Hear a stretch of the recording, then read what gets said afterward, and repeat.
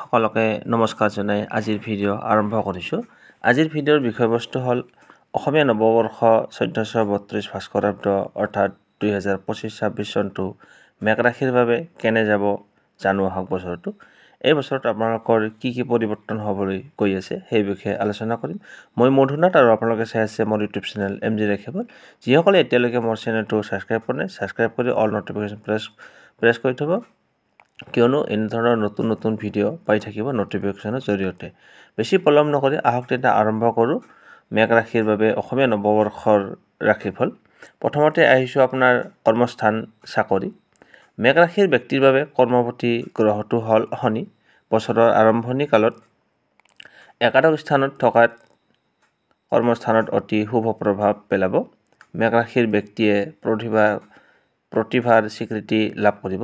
নতুন নতুন স্থানত কৰ্মলাভৰ পূৰ্ণ সুযোগ লাভ কৰিব এই বছৰটোত মেঘ ৰাশিৰ ব্যক্তিৰ কৰ্মস্থান তথা চাকৰিত অতি শুভ প্ৰভাৱ আহিব। চৰকাৰী তথা বেচৰকাৰী বিভিন্ন বিভাগত কৰ্মৰত হ'ব পাৰিব। এতিয়া আহিছোঁ আপোনাৰ ধনস্থান। বছৰৰ আৰম্ভণিতে মেঘ ৰাশিৰ ব্যক্তিসকলৰ ধনস্থানত বৃহস্পতি থকাত অতি শুভ ফল লাভ কৰিব পাৰিব। নতুন নতুন উদ্যোগ স্থাপন, ব্যৱসায় বৃদ্ধি, যান বাহনত লাভ, পাবলগীয়া ধন হাতলৈ আহি আপোনাৰ ধনস্থানৰ সুফল আনিব। আপুনি যদি ক'ৰবাত পাবলগীয়া টকা আছিলে তেতিয়াহ'লে আপুনি এই বছৰটোত টকাখিনি পাই যাব। অৱশ্যে 28 বহাগৰ পৰা শত্ৰুৱে ধনস্থানত অপকাৰ কৰিবলৈ চেষ্টা কৰিব। 17 আহিনৰ পৰা ধনস্থান পুনৰ শুভ হ'ব। নতুন নতুন ব্যৱসায় তথা উদ্যোগ স্থাপন কৰিব পাৰিব। কৰ্মচাৰীয়ে পদোন্নতিৰ কৰ্মত উন্নতি ঘটিব। 29 আঘোণৰ পৰা অসুবিধা আহিব পাৰে। এতিয়া হৈছে আপোনালোকৰ ব্যৱসায় বাণিজ্য। মেঘ ৰাশিৰ ব্যৱসায় বাণিজ্য কাৰক গ্ৰহটো হ'ল শুক্ৰ। বছৰৰ আৰম্ভণি কালত শুক্ৰ একাদশ স্থানত অৱস্থান কৰাত মেঘ ৰাশিৰ ব্যক্তিৰ অপ্ৰত্যাশিতভাৱে ব্যৱসায় বাণিজ্যত উন্নতি ঘটিব। নতুন নতুন ব্যৱসায় হাতলৈ আহিব। ইউৰোপীয় ব্যৱসায় সম্প্ৰসাৰণ ঘটিব। ৰাজ্যৰ বাহিৰতো ব্যৱসায় বাণিজ্য কৰাৰ সুযোগ হাতলৈ আহিব আপোনাৰ। বছৰৰ আৰম্ভণি কালত সপ্তমত চন্দ্ৰ থকাত সৰ্বসুখ, আয় বৃদ্ধি আদিয়ে মনত আনন্দ দিব। জেঠ মাহৰ 15 তাৰিখৰ পৰা ব্যৱসায়ত শত্ৰু চকু পৰিব আৰু কষ্ট বৃদ্ধি পাব। আপোনাৰ শত্ৰু বাঢ়িব পাৰে জেঠ মাহৰ 15 তাৰিখৰ পিছত।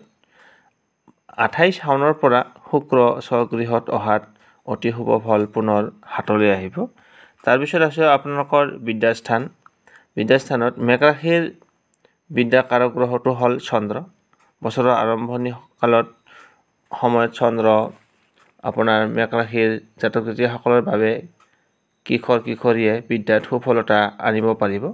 সাহিত্য, চিকিৎসা, আইন, পশুপালন, চাৰুশিল্প, দৰ্শন, শিক্ষা, চিলাই, বোৱা কটা, মৎস্য উৎপাদন আদিত অধ্যয়ন কৰি থকা ছাত্ৰ ছাত্ৰীয়ে সুনাম অৰ্জন কৰিব পাৰিব।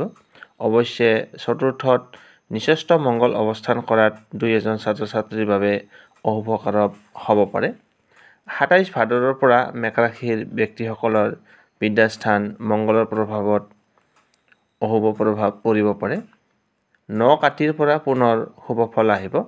13 কাতিৰ পৰা অত্যন্ত শুভ ফল আহিব। মেঘ ৰাশিৰ ছাত্ৰ ছাত্ৰীয়ে কৃতকাৰ্যতাৰে সকলো দিশতে অৱতীৰ্ণ হ'ব পাৰিব। এতিয়া হৈছে আপোনালোকৰ প্ৰেম প্ৰণয় আৰু বিবাহ। মেঘ ৰাশিৰ ব্যক্তিৰ বাবে প্ৰেম প্ৰণয় তথা বিবাহৰ কাৰক গ্ৰহটো হ'ল শুক্ৰ।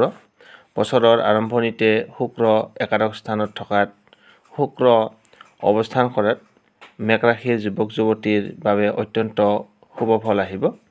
প্ৰেম প্ৰণয়ৰ ক্ষেত্ৰত তেওঁলোক অনায়াসে আগবাঢ়িব পাৰিব আৰু বিপৰীত লিংগৰ পৰা পূৰ্ণ সঁহাৰি লাভ কৰিব পাৰিব। বছৰৰ আৰম্ভণিতে অবিবাহিত মেঘ ৰাশিৰ যুৱক যুৱতীৰ বিবাহৰ পূৰ্ণ সম্ভাৱনা দেখা যায়। তাৰপিছত আহিছোঁ আপোনাৰ পাৰিবাৰিক ক্ষেত্ৰ। বছৰৰ আৰম্ভণি কালত মেঘ ৰাশিৰ জাতক জাতিকাৰ পাৰিবাৰিক ক্ষেত্ৰত অতি শুভ হ'ব। মেঘ ৰাশিত তুংগী ৰাশি আৰু সপ্তমত চন্দ্ৰ থকাত পতি পত্নী, ভাই ভনী, পিতৃ মাতৃৰ লগত অতি সৎভাৱেৰে বছৰটো আগবাঢ়িব পাৰিব। 1 আহিনৰ পৰা অলপ অশুভ হ'লেও চিন্তাৰ কাৰণ নাই। 1 আঘোণৰ পৰা মেঘ ৰাশিৰ ব্যক্তিসকলৰ পাৰিবাৰিক ক্ষেত্ৰত অতি শুভ হ'ব। তাৰপিছত আহিছোঁ আপোনাৰ স্বাস্থ্য ও দেহভাৱ। মেঘ ৰাশিৰ তুংগী ৰবি অৱস্থান কৰাত বছৰৰ আৰম্ভণি কালত মেঘ ৰাশিৰ ব্যক্তিসকলৰ বাবে স্বাস্থ্য ও দেহভাৱৰ ক্ষেত্ৰত শুভ ফলদায়ক নহ'ব। ৰবিৰ প্ৰভাৱত মূৰৰ বিষ, জ্বৰ ভাৱ, খং ভাৱ, উচ্চ ৰক্তচাপ বৃদ্ধি আদিয়ে সততে বহাগ মাহটোত অসুবিধা পেলাব পাৰে। 1 জেঠৰ পৰা মেঘ ৰাশিৰ ব্যক্তিসকলৰ স্বাস্থ্য ও দেহভাৱ অতি শুভ ফলদায়ক হ'ব আৰু কৰ্মক্ষেত্ৰত আগবাঢ়িব পাৰিব। এতিয়া আহিছোঁ মেঘ ৰাশিৰ বাবে শুভ মানে মেঘ ৰাশিৰ বাবে কি ভাল কি বেয়া সেই বিষয়ে আলোচনা কৰোঁ। মেঘ ৰাশিৰ শুভ বাৰ হ'ল মঙ্গলবাৰ। শুভ দিশ হৈছে পূব দিশ। শুভ তাৰিখ হৈছে প্ৰতি মাহৰে 9 তাৰিখ, 18 তাৰিখ আৰু 7 তাৰিখ। শুভ তিথি শুক্লা আৰু কৃষ্ণপক্ষৰ তৃতীয়া আৰু দ্বাদশী তিথি। মিত্ৰ ৰাশি হৈছে মিথুন ৰাশি, কন্যা ৰাশি আৰু মীন ৰাশি। শত্ৰু ৰাশি হৈছে কৰ্কট ৰাশি আৰু বৃশ্চিক ৰাশি। অশুভ তিথি ষষ্ঠী, প্ৰতিপদ, একাদশী। অশুভ বাৰ হৈছে ৰবিবাৰ। অশুভ মাহ হৈছে কাতি মাহ। মেঘ ৰাশিৰ জাতক জাতিসকল, আপোনালোকৰ অসমীয়া নৱবৰ্ষ 1432 ভাস্কৰাব্দ অৰ্থাৎ ইংৰাজী 2025-26 বৰ্ষটোনো আপোনাৰ কেনে যাব সেই বিষয়ে জানিবলৈ পাই কেনে পালে। ভিডিঅ'টো চাই ভাল পালে লাইক এটা কৰি আমাৰ মনোবল বঢ়াব আৰু আপোনাৰ উপকাৰ হোৱাৰ লগতে আপোনাৰ বন্ধুবৰ্গ আত্মীয় স্বজনক ভিডিঅ'টো শ্বেয়াৰ কৰি দিব। আজিলৈ আপোনাৰ পৰা বিদায় লৈছোঁ। আকৌ লগ পাম অন্য এটা নতুন ভিডিঅ'ত। ধন্যবাদ। আপোনাৰ বছৰটো শুভ হওক।